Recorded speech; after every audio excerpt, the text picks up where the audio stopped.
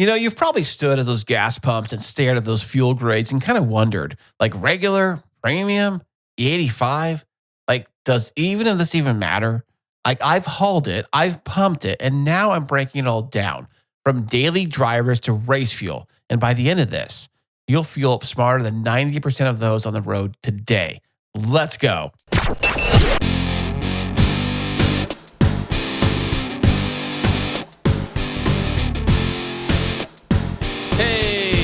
What's happening? How are you doing today? Thank you so much for being here. I truly do mean that. Thank you so much. I am Chris, as in the name, Cool Cars with Chris. Welcome to it. You are listening to the #1 top-rated podcast in automotive on Good Pods. Thank you a million for that. I do appreciate every single one of you that are listening. And hey, if you're listening to this for the very first time, hit that subscribe button right now, wherever you're listening to the show right now. Go ahead and do that. It's all good. It's totally free and it's amazing. So today we're talking about the thing that powers your car. And I'm not talking about your engine and I'm not talking about your gas pedal, although I am talking about the gas that goes to the gas pedal. Yeah, today we're talking about gasoline or fuel, as you like to call it, or Petro, depending what country you're living in. I know that when I was visiting people in other countries, like in New Zealand, they refer to it as Petro stations. They don't call it gas stations down there. They call it Petro stations. So it's kind of those things here. But here in the United States, we refer to gas stations as gas stations. But did you ever think about where does gas come from? Like, how does it get to the station? How does it get to your car, really? I know you pull up to the gas station and you actually pump the gas into your car, but what does that even mean? Like, how does it even work? And what gas should you be using for your car? So today we're covering all that stuff, but starting off right now, before you even fill up your car right now, before you even go to the pump, have you ever thought about where the actual gas comes from? I mean, you think it just automatically just lives at the gas station? You think it's just piped to the gas station from the refinery? Wouldn't that be nice? No, it doesn't quite work that way. So today, I'm kind of pulling back the curtain and telling you about how gas gets actually delivered from the ground, under the ground, the bones of the dinosaurs, the bones of plants. All that stuff decomposes and becomes oil, fossil fuel. And from that, it goes right into your gas tank and you hit that accelerator and you hear the great sounds of your engine and you take off and burn rubber, baby. That's what it's all about, right? Where does gasoline even come from? Well, gasoline starts off as crude oil. It's this thick, raw, unrefined, stuff pulled from underground or maybe even offshore, drilling rigs off the coast of off the coast everywhere, really, to tell you the truth. I mean, off here in the Gulf of Mexico or Gulf of America, whatever you call it these days. I don't even know. But down there's lots of drilling rigs down there. Of course, BP had a big accident down there, if you might remember, back in 2010. But off the coast of Long Beach here in California, there was drilling rigs. There was drilling rigs. I think they kind of pulled a lot of them off. But it seems like the basin of Los Angeles has a lot of wells and a lot of oil wells in the area. So it seems like gasoline and crude oil is a big thing happening in Los Angeles County. It's been for years and years. But once you have that crude oil, you got to do something with it. You got to turn it into gasoline and other products we actually can use. And that is where the refinery comes into play. So at the refinery, the crude goes through a process called distillation. They heat it up, separate it by boiling points, and that's how they get the different fuels, like gasoline, like diesel, and like jet fuel. But everything starts with that crude oil that has to be refined to make all the great flavors of petroleum products that we use for our vehicles. Now, after refining the gas and turning it actually into gasoline, the gas is blended with additives, more on that later, and often with ethanol. And actually here in California, I'm not sure about other states, but here in California, all gasoline that you buy at every single gas station has a minimum of 10% ethanol added to the mix. So in other words, everything you buy is technically E10. That's 10% ethanol and 90% gasoline. Okay, but you're thinking, hey, Chris, what about the different grades of gas, like premium, mid-grade, and regular? How does that work? Well, the different fuel grades, like premium, mid-grade, and regular, come from blending in more or less of the octane boosters. See, the octane helps prevent knocking in your engine. High-performance cars need higher octane to run at their full potential. I know that when I had my Nissan 370Z, it said right on the fuel cap and on the fuel door, it said premium fuel required. And if you drive a car like a BMW or any kind of performance car, probably a Porsche, I'm sure Corvettes, I'm sure definitely Lamborghinis and Ferraris, I'm sure they all require premium fuel. And you're probably wondering, hey, Chris, how are you such an expert on gasoline and all this stuff? How do you know this stuff? Well, my regular job, not when I'm doing this podcasting stuff, but like regular paying job, is that I am a gasoline tanker driver for a petroleum company. So that's how I know this kind of stuff. I actually haul the gasoline to the gas station so you can fill up your cool car. And the way it actually works is this. So the refinery refines the gas and the different types of gas. Usually when the refined gas usually comes into two different types. There is regular gasoline and there is premium gasoline. But you're kind of wondering, what about the mid-grade? Don't you worry about that. More on that later. But so they pipe it down from Los Angeles down to San Diego County. And on the way, it has to hit all the different storage facilities before it gets down to us, down at the bottom of the line. So what it does is that the pipeline, there's only one pipe, which is kind of crazy to think about. There's only one actual physical pipe that pipes all these different products from Los Angeles down to San Diego. So the first thing you're probably thinking is, well, how do they separate the different products? They do, but they butt them up together. So in other words, you'll have diesel coming through the pipe right now, and then behind it will be, say, regular gasoline. Now, that section in the middle where the fuels kind of cross and touch, they mix, that is what it's called transmix. And that transmix gets pushed into a separate transmix tank and separated. Then they have the clean product that they need coming through and filling up the storage tanks down here. Now, once those tanks are filled up or they got enough product to actually do deliveries with, we take our trucks, go to the loading rack. We have our orders, our deliveries, and we load our gas at our loading facility in San Diego. Then we take it to a gas station on our delivery list, on our dispatch. It's pretty simple. Each station gets a full gas load. And you're probably thinking, that's a lot of gas. Actually, no, not really, if you think about it. Some of these stations go through 2 or 3 loads every single day. If you ever been to a Costco, I don't deliver to Costco, but from what other drivers have told me, the Costco stations have massive, and I mean massive tanks. They get probably 4 loads a day, and they're doing it every day like that. And they're going through a lot of gas at Costco. As you see, the lines are really busy. You get that. But they have really massive tanks. Most of the other stations have smaller tanks, so they might get a delivery once a week, once a day, things like that. Okay, so as far as the delivery process goes, when I deliver the gas to the gas station, I drive my truck to the gas station and I park in the area where the actual delivery tanks are at, because I have hoses on the truck. They're only so long, so I can't park really far away. They got to be really close to where the tanks are. And the tanks actually sit underground. They're not above tanks. They're underground. You don't even see them. You don't even know they're even there.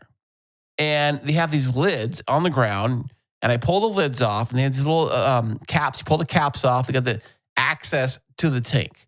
Now I hook up my fittings, hook up my hoses, do all that stuff, and deliver the gas from my truck tanks into the ground tanks at the station. And the way that process actually works is that it's actually gravity fed, like as if you were to pull a drain on a bathtub and you watch the water kind of drain down the bathtub and go down the pipe, it works the exact same way. It's as if I pull the plug on the bottom of the tank and all the fuel just kind of drains down the pipe into the tanks down below. And that's pretty much it. It's it in a nutshell. Of course, other things too, but that's the basics of it all. And then we go on and we do the next station and everybody's happy. Everybody's got gas and move on and we go on. And here's a little fun fact you might not know is that because all the gas is coming down the same pipeline and it's regenerated generally at like one of the few refineries that are up there, what makes one gas station's gas different than another station's gas? Like, how does that work? Well, the real thing is that the difference is really in the additives.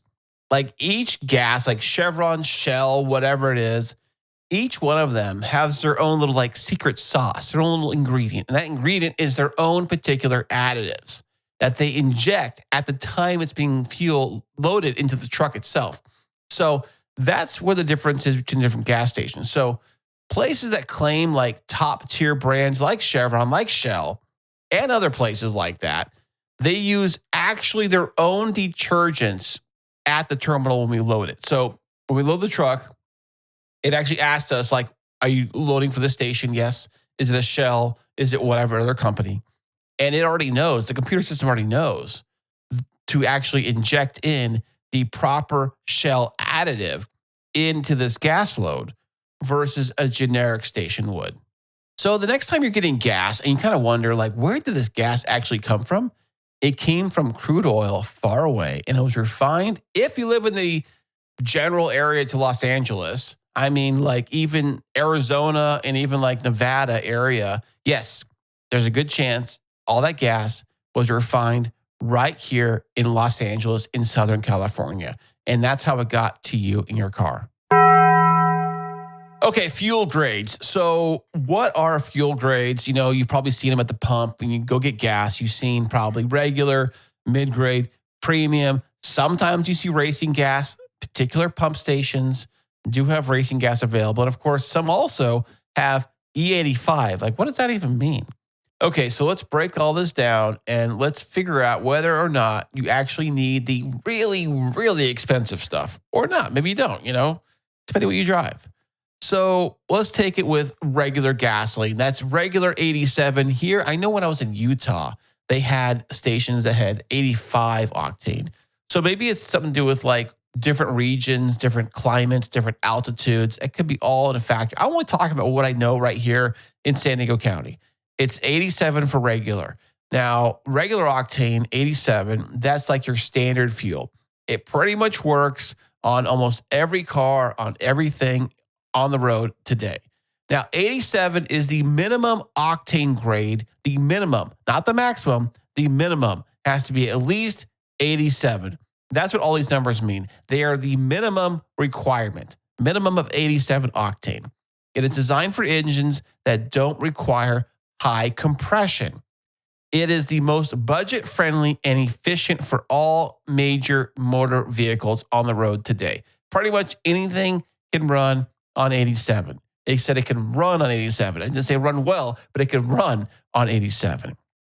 Now, if you're manual on your car or truck or whatever you drive, if it doesn't say that you need premium, then regular 87 is probably just fine. Now, the next tier up, you might have seen this one too. It's called mid-grade. Usually it's marked as 89. Now, that is a minimum of 89 octane. Now, it usually sits in the middle between regular and premium.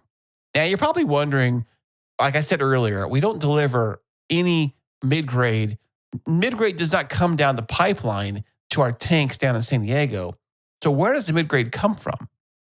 At most, if not all gas stations here and probably across the country, they do not have a mid-grade tank at the gas station. So you're kind of wondering, like, where does the mid-grade gas come from if there is no mid-grade tank? Well, mid-grade, as it may sound like what it is a mix of premium and regular. It is a 50-50 mix of premium and regular. So what they do is at the station, at the pumps, when you press mid-grade, what happens is that it pulls a 50-50 mix from the regular tank and the premium tank. Now, what this does is that it actually frees up storage at the station so they do not have to dedicate an entire tank for mid-grade when they can use the premium and the regular tanks for that. That's how they all work. But the truth is that not many vehicles are designed for mid-grade. It's often used when people split the difference between regular and premium. So like you want something better than regular, but you do not want to pay for premium. You get mid-grade. Like I said, it's 50-50. It's half and half. I mean, you could make your own mid-grade by like filling half your car with regular and the other half with premium. It would be mid-grade, literally, physically, it'd be mid-grade. Now, unless your car says it needs mid-grade, which I don't know how many cars say they need mid-grade. Like, I've not heard of that. It's probably either regular or premium. Then you probably don't really need it, and it's probably not worth the extra cost. Okay, and moving on to the big daddy of them all, we're talking about some premium, baby. Now, premium fuel usually comes in 91 or 93 if you're lucky enough on the other side of the country. But out here in California, it's rated at 91 octane. Now, that's the minimum, like I said before, a minimum of 91 octane. Now, talking about premium here, of course, 91, 92, 93, depending where you live, of course. This is designed for high-performance engines with high compression ratios, like sports cars, like cool cars, like turbocharged cars, and some, and probably all, luxury vehicles. But what it can do for you as a benefit of running premium is that it actually prevents knocking. That's the rattling, pinging sound that you don't want to hear in your car, trust me. And it lets those engines perform like they were built to. It's actually recommended for a lot of high performance vehicles. I know when I had my Z, like I said before, it did say must use premium. But here's the key. If your car requires premium, you better use it. But you can get away with running regular in a car that says it must use premium. In fact, I was at the station not that long ago, and I was finishing up a delivery. And this guy was kind of freaking out. And he stopped me. He was asking me a question. He wanted to know that he was kind of panicked because he had a Lexus. It was like an older Lexus. It wasn't like a new one. And he said that like he accidentally put 87 in his car, but his car needed premium. And he was kind of freaking out about it. And I said, well, how often do you buy gas? Do you buy gas like every day, every month, every week? What is it? No, I buy it probably a couple times a week. Okay, here's what you do. It will run fine on the 87. It'll run. It won't break down. He was afraid, like, as if he put, like, sand in his tank or something like that. No, it'll run.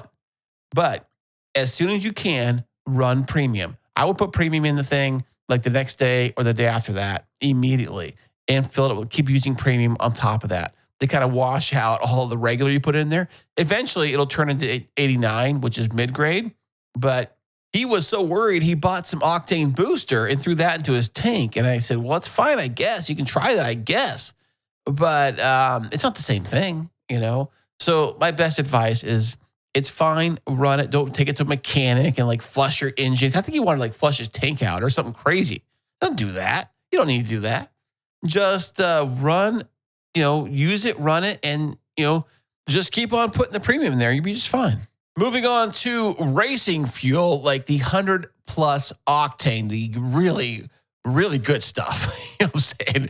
We're talking high octane for the racetrack.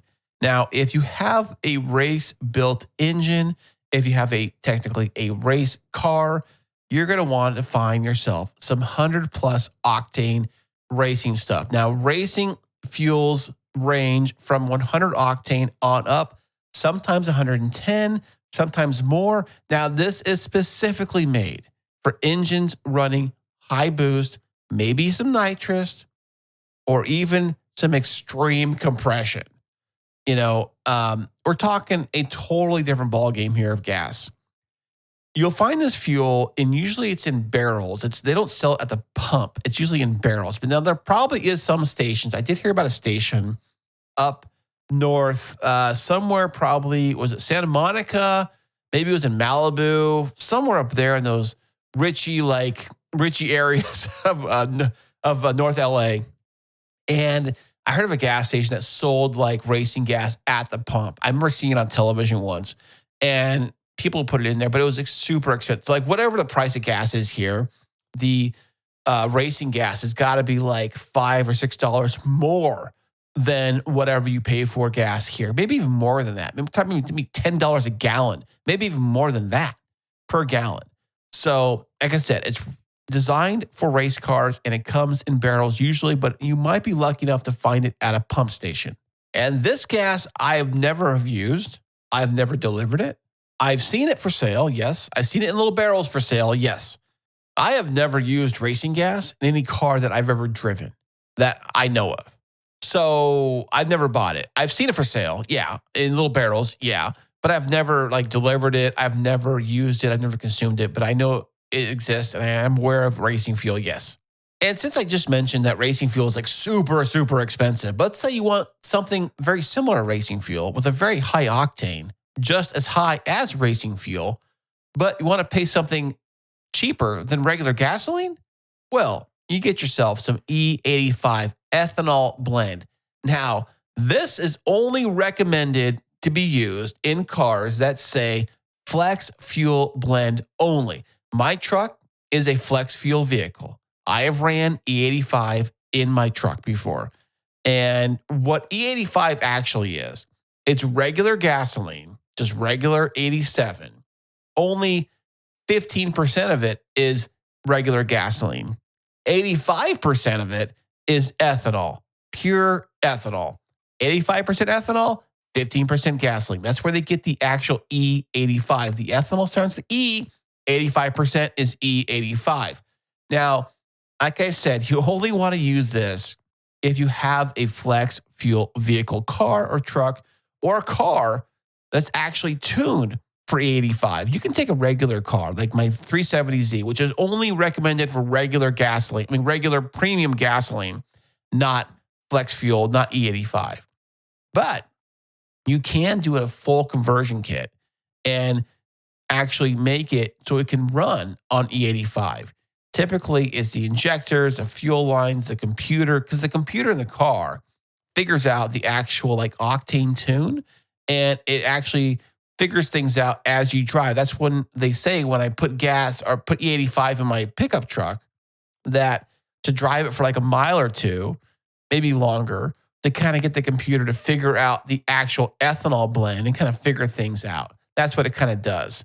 So my truck has run on E85. And what I have noticed when I put E85 in my truck, it does seem to run a little different. Like as if I have slightly more power. It sounds a little more peppier. It just feels like it likes it for some reason. Although there was some downside to actually putting E85 in my truck, running it for a while. Because I was running E85 for like a while. And I did notice that I did get a check engine light on my truck. And I ran regular gas right after that. And the check engine light went away. So I don't know what's up with that. But the thing about E85 is that it is much, much, much cheaper than regular gasoline. In fact, when I was buying E85, I think I was paying, I kid you not, probably like maybe $3 or $2 cheaper than regular gasoline.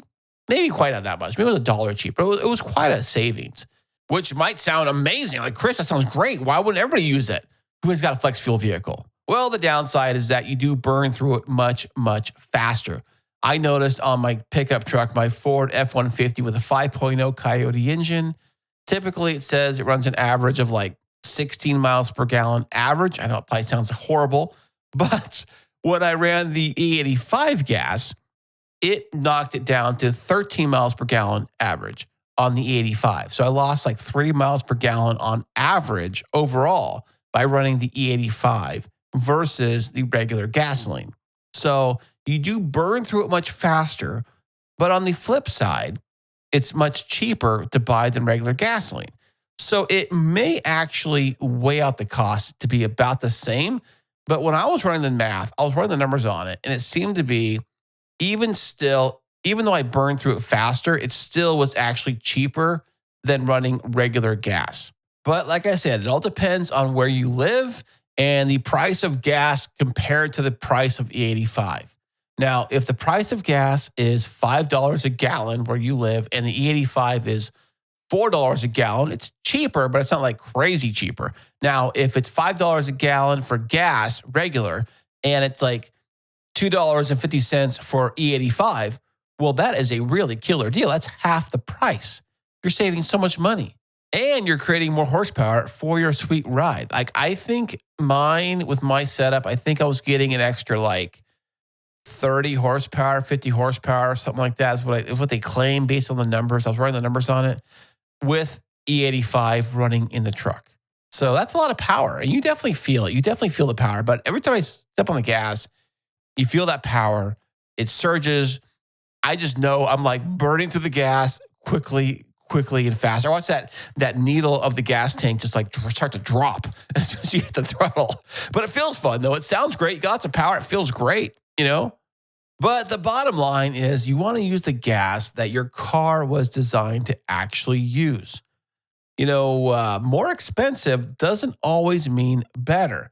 Read your owner's manual. Look at the actual gas cap on your car. When you flip the little lid open, the fuel gas, there's a little tag on there. And sometimes it'll say premium only.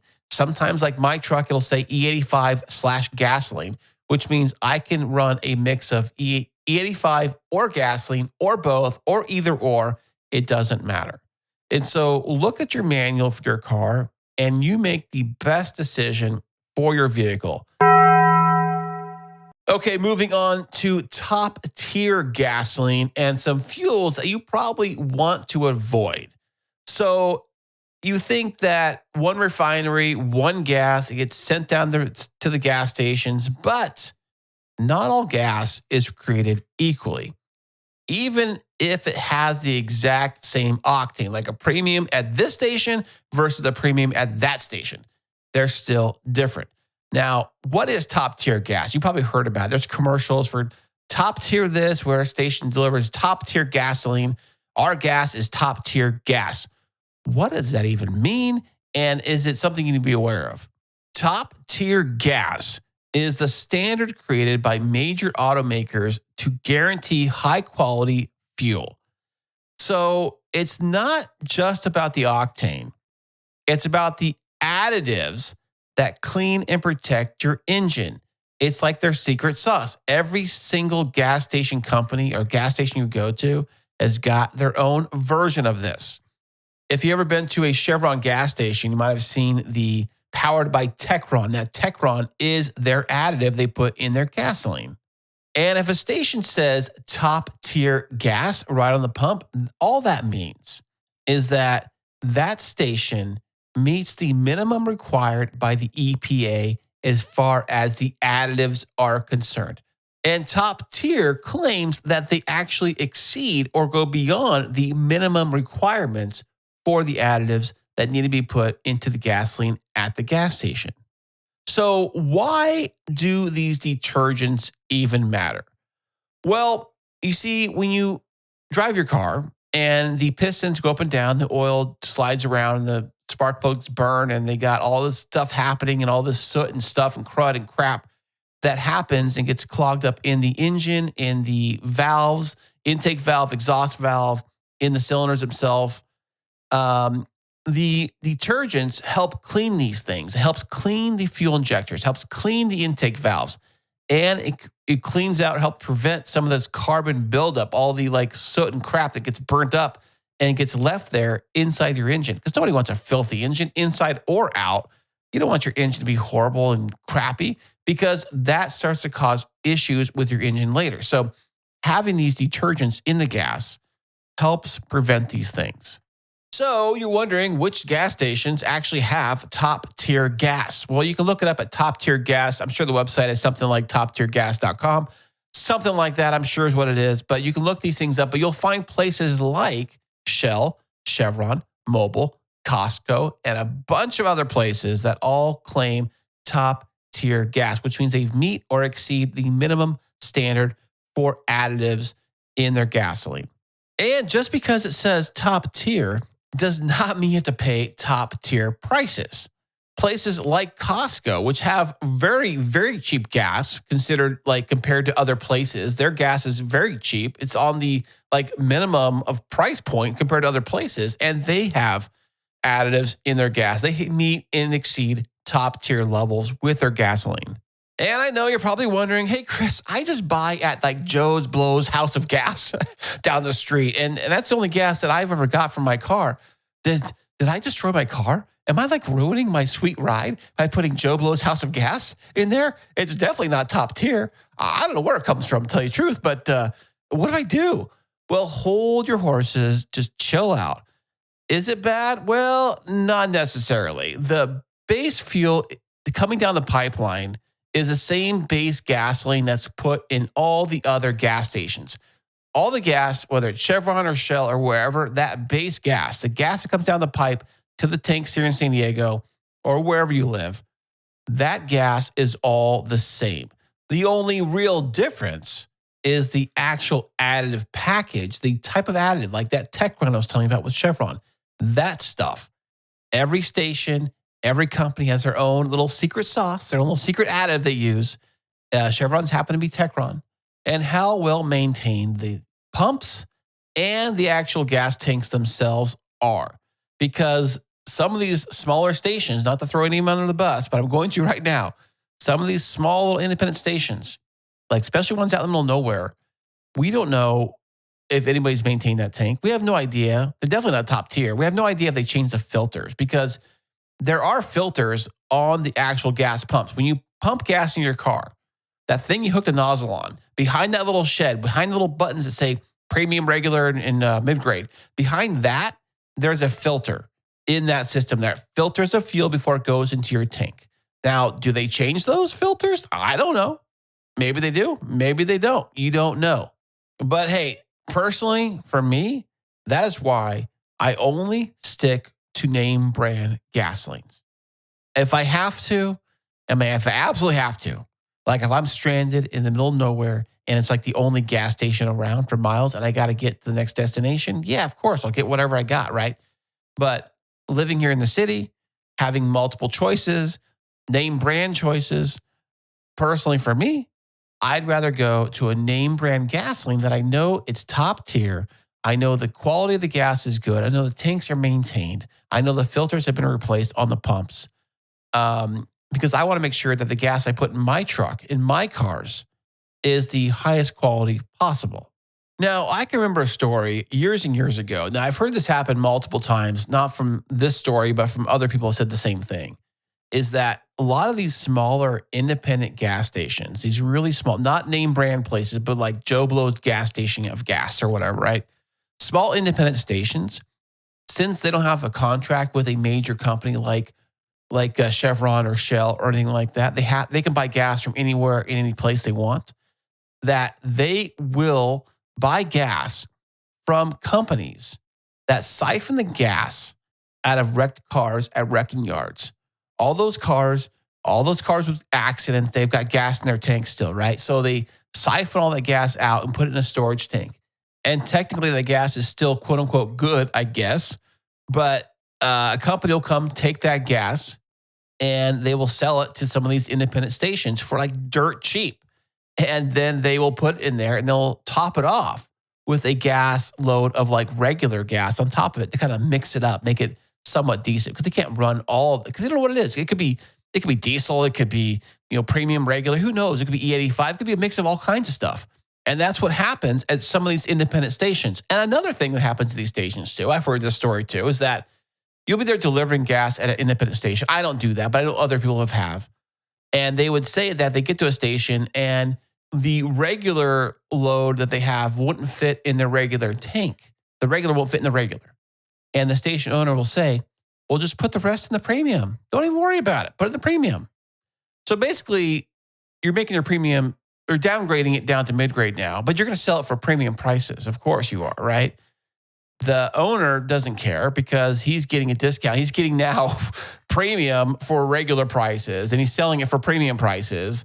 So there's a lot of shady things that kind of happen at these independent stations. So personally, I stay clear of these places and I only stick to major companies when it comes to buying gas. Okay, so what do you look for when choosing a gas station? Well, if you stick to the major brands, you're probably going to be just fine. The major gas stations, the major oil company gas stations, ones you all know and you've all seen, stick to those. And especially if you go to the pump and it says top tier gas, you're clean, you're fine, it's all good to go. Like I said, you can buy gas wherever you want to buy gas. You can put whatever gas you want to put in your car, go right ahead. But personally, for me, I try to avoid the smaller independent stations that can buy gas from any place and anywhere and just put whatever they want in their gas tank and sell it to you for whatever they want. Okay, so now moving on to choosing the right fuel for your car, which is what this is all about in the first place. So, you've got a cool car or any kind of car, really. You want to make sure that you are buying and fueling up your vehicle with the correct gas that you need. Now, we've talked all about regular, premium, top tier racing blends. And so, how do you actually choose the best fuel for your car? Well, let's make it simple so you can make the right choice, the best choice every single time you fill up. It starts with your owner's manual. I know, I said this before. Every car that you buy, hopefully new, comes with the owner's manual. But if you bought a used car, like when I bought my Z, for example, it did not have an owner's manual at all. But with a little googly oogly, a little search on the web, you can figure out which kind of fuel is required for your car if you do not have an owner's manual. And this sounds simple. It sounds basic. It sounds like a no-brainer. Yeah. Look at the manual. If you can't find it in the manual, then you look actually at the gas cap itself. It should say right on that, or the actual gas cap door. It should say inside there, whether it's a premium only or you can run E85 or whatever it is. It should say right in there. It sounds pretty simple, but if it says regular, you're good to go. If it says premium, then you can use regular if you have to, but you will lose some performance. And as soon as you get a chance, put premium in that tank. Stick with whatever your manual says to put in your car. And there are some people out there that think that if they run premium in a car that only requires regular, it'll make it run better. It'll make it run faster. It'll make it run like a sports car all of a sudden. My regular, Jetta, it's going to run great if I run premium in there, even though it only requires regular.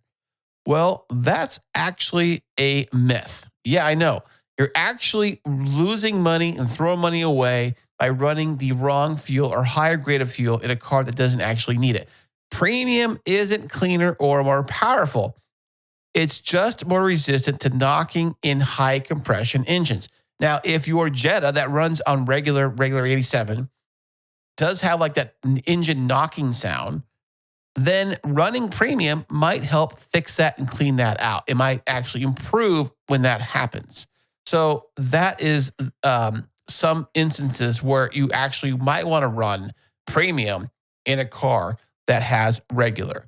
And the next time you're at the gas station and you're getting gas and you see that extra little nozzle and it says E85 right on that thing, you're considering, well, hey, should I use E85 in my car? Should I do it? Why not? It's right there. It's way cheaper than this regular I'm getting. Maybe I should do that. Well, slow down. If you do not have a flex fuel vehicle, don't even think about it. And how do you know if you have a flex fuel vehicle? It'll say right on the owner's manual. It'll say on the actual gasoline gas cap. It'll say on the gas cap door. And usually, if you can't see it written down, the gas cap itself will be a yellow color. So if it's like a yellow color on the actual gas cap that you take off to put gas in there, that usually means you can run flex fuel in your car. But if you want to run flex fuel because you can run flex fuel, you do get lots of power. Yippee-ki-yay, more power, baby. Let's do this.